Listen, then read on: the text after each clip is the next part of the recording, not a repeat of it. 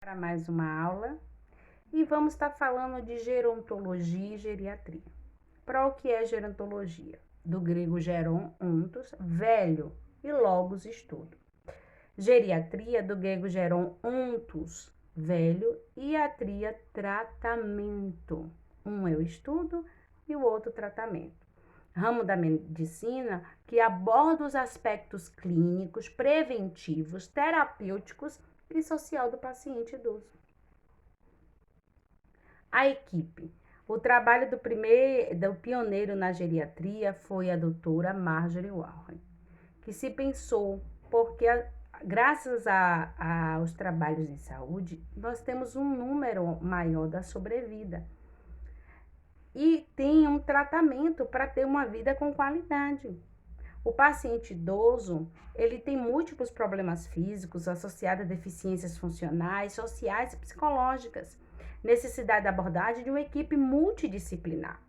O objetivo da avaliação dessa equipe é promover mais alto grau de independência funcional do paciente idoso, aumentar a sobrevida com qualidade. Desenvolvimento de um plano de cuidados ao longo prazo que aumente a precisão diagnóstica, para melhorar a saúde geral do idoso, reduzir riscos da polifarmácia. Porque o que acontece? Há uma polifarmácia e muitas das vezes não há uma preocupação com a interação de tanto medicamento, de internações e de institucionalização. Então precisa de uma multidisciplinaridade e uma interdisciplinaridade. Indicações para o geriatra. Muitas vezes o idoso é encaminhado de outra especialidade médica, diretamente ao profissional da reabilitação. Identificação pelo profissional da reabilitação de múltiplos problemas de saúde, polifarmácia e múltiplos médicos. Necessidade de uma avaliação global, sem fragmentação, e gestão de seus problemas de saúde. Então, precisa-se desse profissional. Por quê? A presença da família na anamnese e no exame físico cria um momento só com o idoso. Informações de prontuário médico hospitalar, relatórios prévios é necessário, avalia o cuidador, a transferência, sentimentos de comportamentos do paciente em relação ao médico e contra-transferência do médico para o paciente. Essa anamnese médico, paciente e família tem uma identificação onde se aborda as queixas, nem sempre presente em geriatria, essa queixa principal. O mais comum são múltiplas queixas. Frequentemente que o paciente queixa como principal, não é o mais importante no seu contexto. Então, é feita uma história médica, uma avaliação clínica dessa situação. E o geriatra, ele vem trazendo isso. Porque senão fica como se o idoso ele fosse dividido em partes e cada médico se responsabiliza pela parte que avalia o todo. E as interações dos horários da medicação? Nessa anamnese, nessa história pregressa, valiosa fonte para compreender o atual estado de saúde dele. Internações, cirurgias, etilismo, tabagismos, doenças com diversos aparelhos, órgãos dos sentidos, medicamentos usados ao longo da vida, transfusões de sangue, fraturas, quedas, evitar os dados desnecessários, tá? Sua história atual, você tem avaliação funcional, atividade de vida diária, como é que ele faz, o que é que ele consegue fazer? Avaliação mental, cognitiva e psicocomportamental, sua consciência, seu julgamento, sua alucinação, agitação. Avaliação emocional, depressão, ansiedade. Se ele tem quedas, a vacinação está em dia, medicamentos de uso, faz atividade física, sua sexualidade e suas queixas atuais de cada sistema. ênfase nas grandes síndromes geriátricas, imobilidade, instabilidade postural, incontinência, insuficiência cerebral e iatrogenia, tá? Qual é a avaliação familiar? A gente vê doença de Parkinson, demências, glaucoma, depressões, doenças cardíacas, coronarianas, enfisema, câncer, tudo que ele já teve. Avaliação social, seu estado civil, sua condição financeira, se ele tem apoio familiar. Atividades sociais, avaliação de repercussão da aposentadoria. Ambiente que mora. Porque, gente, não adianta você prescrever tanto medicamento que ele não vai poder comprar. Autopercepção e percepção comparada da saúde. Pesquisa nutricional, apetite, se ele tem um hábito alimentar, porque com a passada da idade a gente perde as papilas gustativas. Por isso que eles salgam ou então adoçam demais. O tipo de alimento que ele consome, o número de refeições, o que é que ele consegue comprar, o que é que ele pode comer e aquilo que ele está comendo. E a capacidade dele de preparar esse alimento. Os exames físicos, muitas vezes é necessário fazer uma ectoscopia, observar o grau do autocuidado, sinais de negligência, comportamento, grau de orientação e capacidade cognitiva, hidratação, os seus sinais vitais, a temperatura, frequência cardíaca, frequência respiratória, pressão arterial, em 3 posições, então deita, sentado. É muito importante isso, tá? É diferente, a observação é muito mais específica, seus dados antropométricos, peso, alturas, comprimento, né, do abdômen, tudo isso, a cintura é muito importante, tá? Até para prevenir doenças cardíacas. Pele mucosa, pele senil, grau de higiene, se tá índico, se tem escara, se ele tem edema nos membros. Pesquisa por linfonodos, ou que vocês conhecem como íngua. Palpação das glândulas tireoides, palpação do pulso, auscultar carótida, observar jugular. E tudo isso, fundo do olho, vamos observar, tá enxergando bem, muito importante. No aparelho cardiovascular, inspeção, palpação, então a enfermeira escuta as bulhas, a equipe técnica fica responsável pela PA, pelo pulso e tudo observando. É muito comum o idoso, ele tá sentado, um idoso com comprometimento, ele tá sentado. Quando ele levanta, ele vai andando, você vê a compensação dele para respirar. Então, tudo isso tem que ser observado, tá? O aparelho respiratório, inspeção, redução da expansão torácica, aumento da cifose, ó, quando ele compensa para conseguir respirar, ele baixa assim, ó, para conseguir respirar. Se tem crepitação, se tem algum ruído, isso é muito importante, tá? Isso tudo nós observamos. Na cavidade oral, o que é? Ele tem prótese, ele tem alguma coisa, algum tumor, imunilíase? O que é que acontece? Como é que está seu abdômen, a palpação? E o toque retal, tem bexigoma, tem hérnia? Isso tudo vai, e eles são muito difíceis de informar. Quando é uma idosa mesmo, para fazer preventivo, para saber. Às vezes a gente vai saber das coisas esta tarde demais. As mamas, o exame do períneo, sinal de incontinência urinária, tá? O prolapso, a palpação, o toque retal, a palpação abdominal e a pesquisa de bexigoma. Muitas vezes acontece, viu? Seu aparelho locomotor, ele tem postura, ele anda em equilíbrio, tem articulação, como é que tá a coluna? Tem síndrome de imobilidade, o que é que ele não consegue mover? Também observamos. No sistema nervoso, sempre é a consciência, a linguagem, a avaliação clínica dos sintomas de humor, como ele é, se ele tem tremores, tá bom? Se ele tem sensibilidade, alguns sinais que a gente tem que ver para as demências, tá? E os exames complementares que o médico sempre pede: sangue, urina, fezes, ECG, hemograma, ultrassonografia, teste ergométrico, densitometria óssea, retossigmoidoscopia ou colonoscopia, tá? Quais são os problemas muitas vezes listados? Sua capacidade funcional, sua capacidade cognitiva, seu humor, sua mobilidade, postura, marcha, equilíbrio, porque gera muita queda. Continência esfincteriana, eles vão perdendo esse controle do esfíncter. Órgão dos sentidos, saúde oral, estado nutricional, suporte familiar, muitas vezes não tem. E resumo dos problemas de diversos aparelhos. Muito comum. Qual é a conclusão? se lista-se os problemas, se tem um plano propedêutico, um plano terapêutico, com orientações e toda a sua medicação juntas, independente do médico que passou. E aí vamos tentar uma reabilitação física, ambiental, nutricional e sociofamiliar. Isso é a preconização. Isso é um trabalho de excelência, tá? E qual é o papel do fisioterapeuta nisso?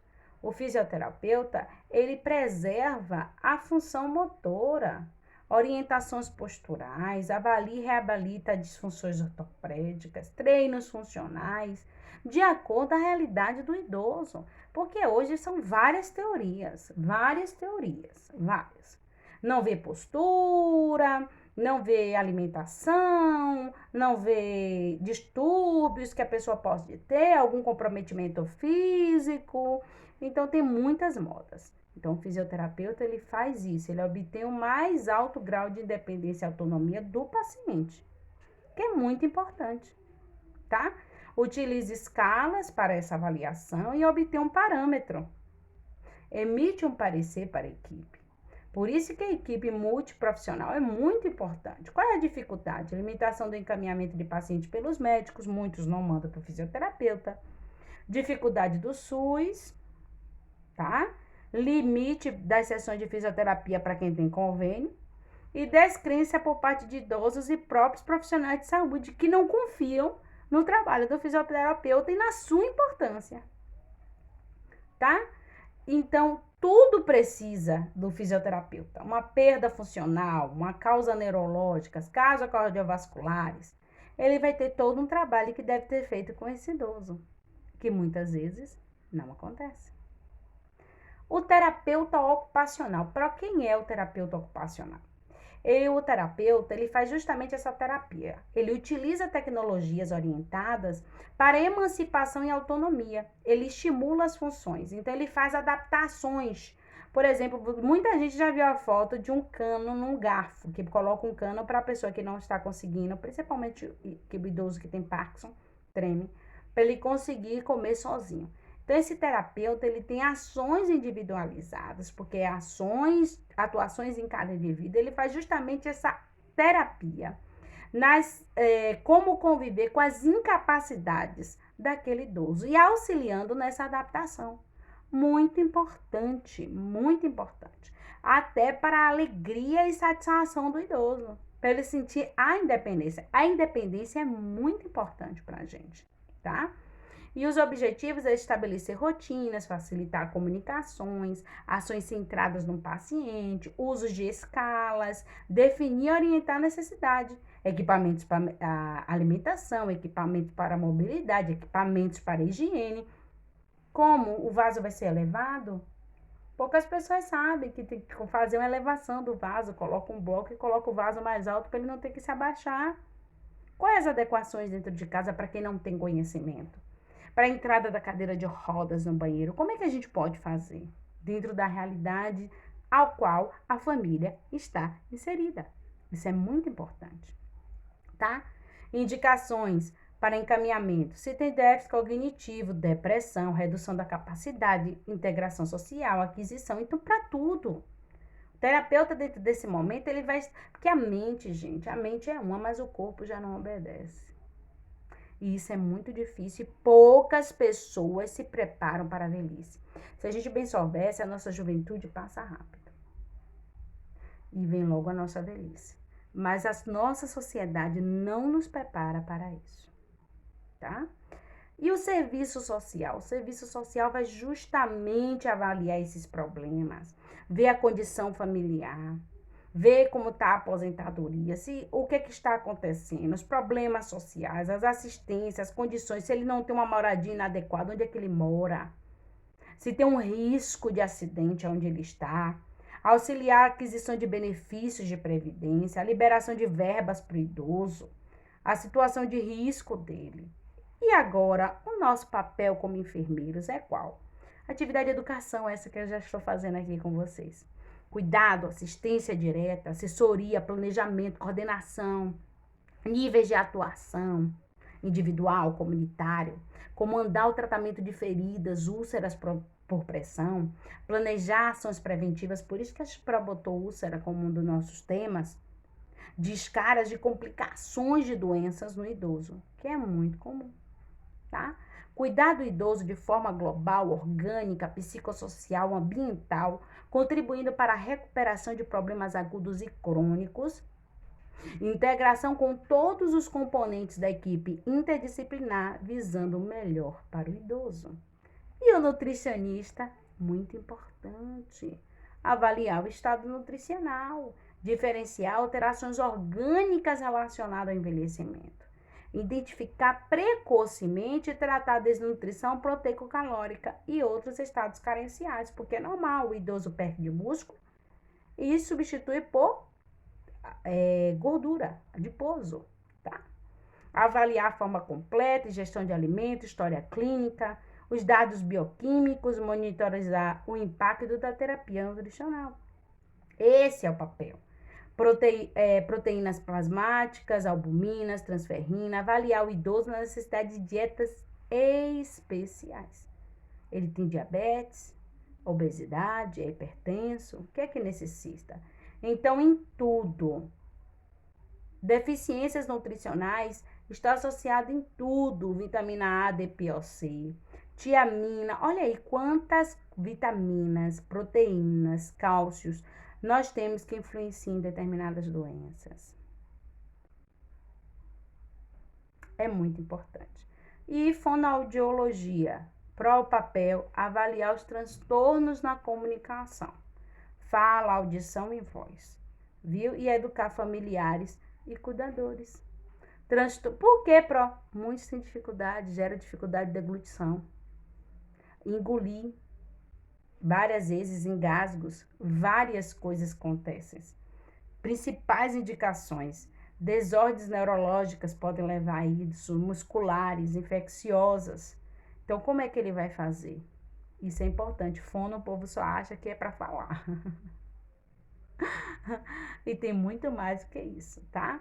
Disartrias, doenças neurológicas, transtornos de linguagem, é muito importante. E a odontologia, dente, gente, a prótese, porque conforme ele emagrece, a prótese fica folgada, machuca. Olha, ninguém lembra disso, mas isso aqui da gente, ó, quando a gente perde peso, a prótese fica frouxa.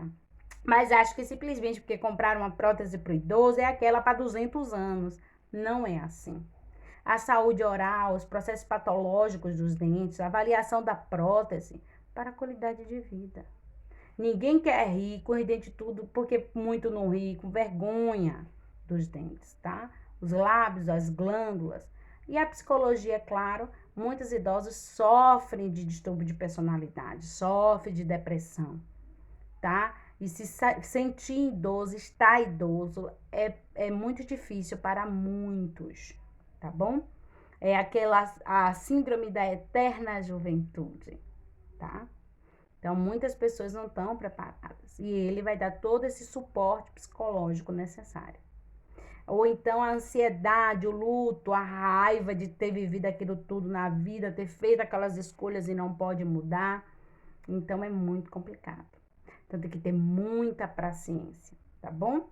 E os critérios de uma alta é a independência funcional desse idoso, tá bom? Se ele tem uma doença de Parkinson, um AVC, como é que vai transcorrer? Muitas vezes aí não entende, mas ele foi liberado, ele nem tá bom. O que é o bom? Porque o idoso, ele tá caminhando para uma falência. É assim, as nossas células amadurecem. Depois de um período, elas vão envelhecendo. E vai tendo morte de algumas. E o que é que a gente busca no idoso? Qualidade de vida. Papel importante é buscarmos a qualidade de vida. Deixar alguém internado dentro do hospital, onde não tem mais, ele não está sentindo dor. Para ele ficar ali, qual é a qualidade de vida? Então, precisamos sempre avaliar isso, tá? Ficamos por aqui e bons estudos.